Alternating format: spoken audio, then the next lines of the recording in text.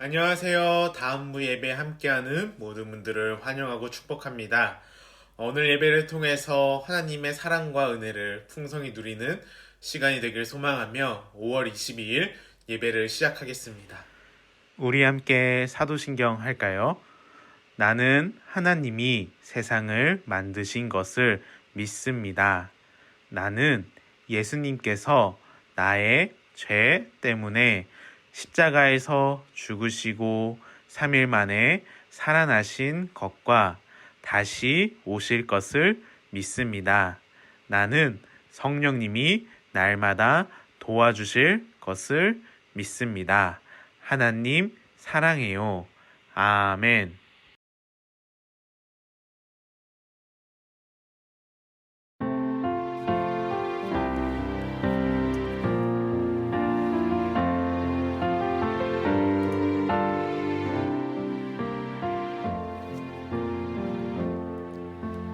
나는 하나님을 예배하는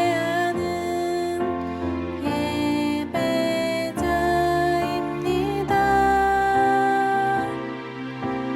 내가 서 있는 곳 어디서나 하나님을 예배합니다. 내 영혼 거룩한 은혜를 향하여 내 마음 완전한 하나님 향하여 이곳에서 바로 이 시간 하나님을 예배합니다.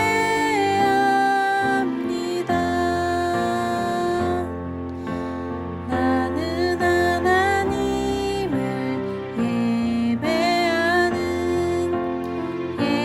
예배자입니다.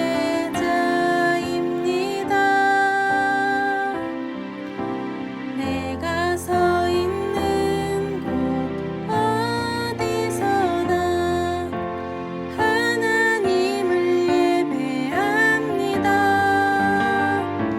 내 영혼 거룩한 은혜를 향하여 내 마음 완전한 하나님 향하여 이곳에서 바로 이 시간 하나님을 예배합니다. 내 영혼 거룩한 은혜를 향하여 내 마음 완전한 하나님 향하여 이곳에서 바로 이 시간 하나님을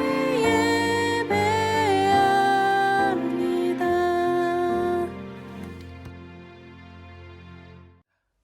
오늘 함께 읽을 말씀은 마태복음 22장 14절입니다.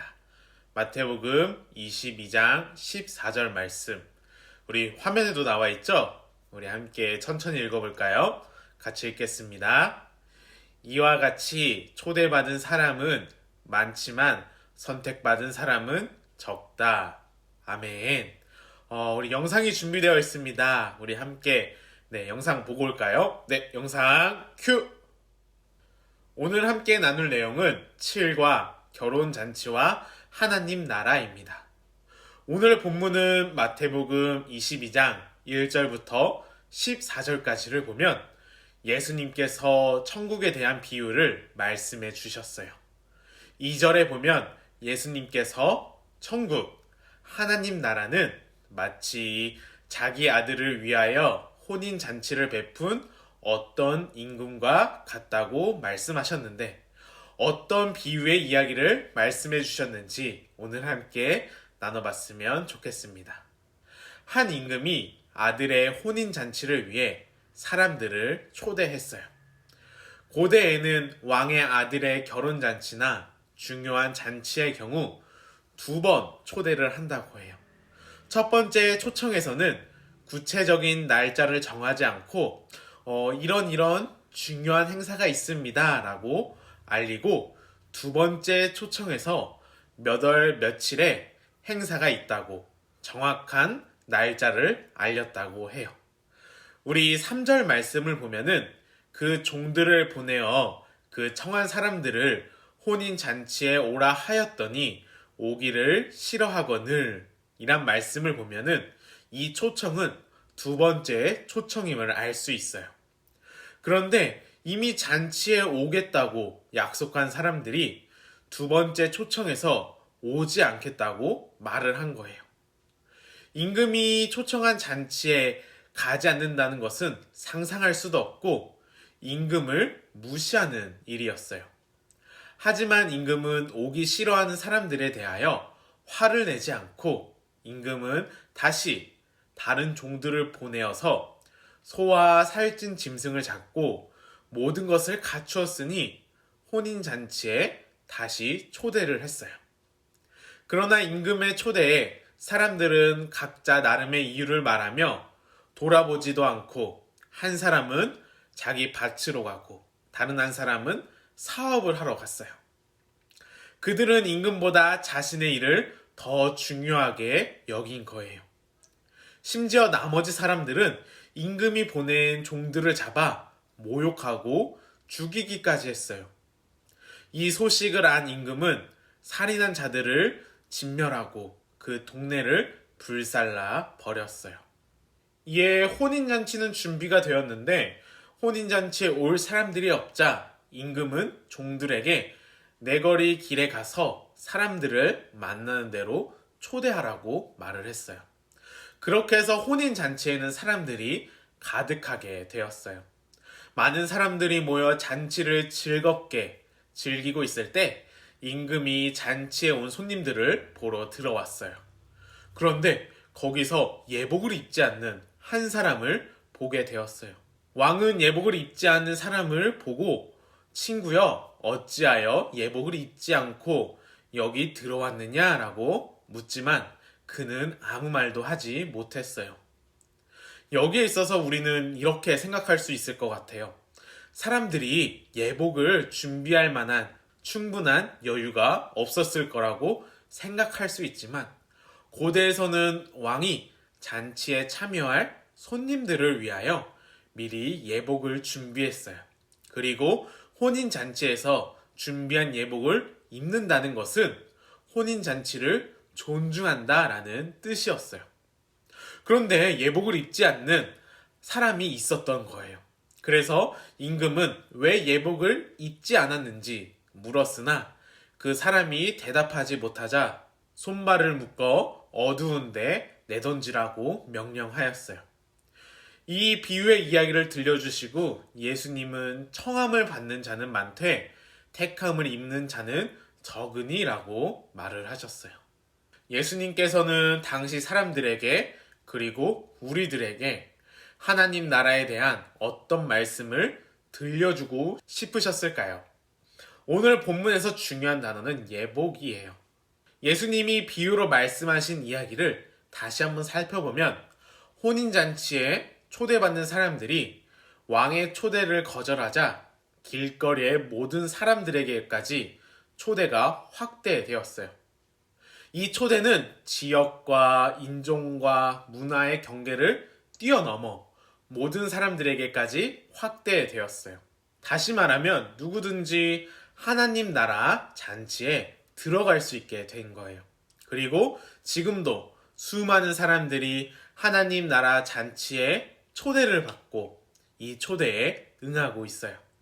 그런데 여기서 한 가지 주목할 점은 하나님 나라 잔치가 모든 사람에게 초대가 되었다고 해서 하나님 나라 잔치 때 예복을 입지 않아도 된다는 것은 아니에요. 하나님 나라 잔치의 초대는 모든 사람에게 열려 있고 누구든지 그 초대에 응할 수 있지만 하나님 나라 잔치를 누릴 수 있는 축복은 합당한 예복을 입은 자만이 받을 수 있고 누릴 수 있어요. 그렇다면 여기서 예복은 무엇일까요? 바로 마태복음 21장부터 이어져 온 삶의 열매라고 이야기를 할 수 있어요. 그렇다면 우리는 삶의 열매가 있어야 하나님 나라에 들어갈 수 있고 구원을 받는다는 이야기일까요? 그건 아니에요. 우리가 행함으로 구원받는다는 것이 아니라 임금의 초대에 예복으로 응답하듯이 우리도 하나님의 초대에 우리의 거룩한 행실로 삶의 열매로 응답하는 것이 하나님 나라의 잔치에 합당한 자세라는 것을 가르쳐 주고 계신 거예요. 우리 갈라디아서 3장 27절을 함께 읽어볼까요? 네, 같이 읽겠습니다. 누구든지 그리스도와 합하기를 위하여 세례를 받은 자는 그리스도로 옷을 입었느니라. 아멘. 예복을 입었다는 것은 예수님을 주로 고백하고 예수님의 말씀에 순종하며 삶의 열매를 맺는 그리스도로 옷을 입은 자들이 예수님과 함께 잔치를 즐길 수 있다라는 거예요. 하나님 나라는 마치 혼인잔치와 같아요. 하나님은 우리를 선택하셔서 하나님께서 베푸신 잔치에 초대하셨어요. 이 잔치는 장차 하늘나라에서 영원히 진행될 거예요. 그리고 우리는 하나님의 혼인잔치에 참여한 자로서 즐겁고 편안한 복을 누리게 될 거예요. 그러기 위해서 우리 한번 우리의 삶을 돌아봤으면 좋겠어요. 먼저 우리는 혼인잔치 비유에서처럼 왕이신 하나님의 부르심에 혹시 이런저런 이유를 대며 여러 핑계를 가지고 거절하고 있진 않은지, 하나님보다 내 일과 내 삶을 더 중요시 여기고 있지 않는지 우리의 삶을 돌아봤으면 좋겠어요. 또한 우리는 하나님 나라의 잔치에 합당한 예복을 입고 있는지, 좀 먹고 불타 없어질 세상의 화려한 의복이 아니라 불을 통과하여도 여전히 보석처럼 빛날 예복을 순종으로 준비하고 있는지 우리의 삶을 돌아봤으면 좋겠습니다. 그리고 하나님의 부르심에 응답하여 예복을 입고 하나님 나라 잔치를 즐기고 누리는 우리 모두가 되기를 소망합니다. 우리 함께 말씀을 생각하며 기도했으면 좋겠습니다. 하나님 아버지 감사합니다. 오늘은 마태복음 말씀을 가지고 결혼잔치와 하나님 나라에 대해서 나눴습니다. 우리의 힘으로 하루하루 살아가기에 너무 힘들고 고달픕니다.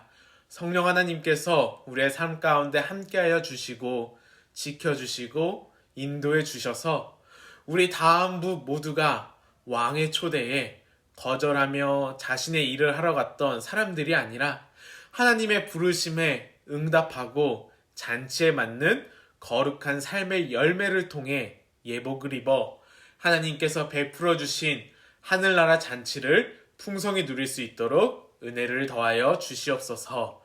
한 주간도 하나님께서 우리와 함께 하시고 사랑과 은혜로 지키시고 인도해 주실 줄 믿사오며 이 모든 말씀 예수님의 이름으로 기도드립니다. 아멘. 5월 22일 광고입니다. 오늘 공과는 7과 결혼잔치와 하나님 나라입니다. 부모님들께서는 예배를 드리신 후 공과를 진행해 주시면 감사하겠습니다. 한 주간도 다음부 가정마다 하나님의 사랑과 은혜가 가득하기를 기도합니다.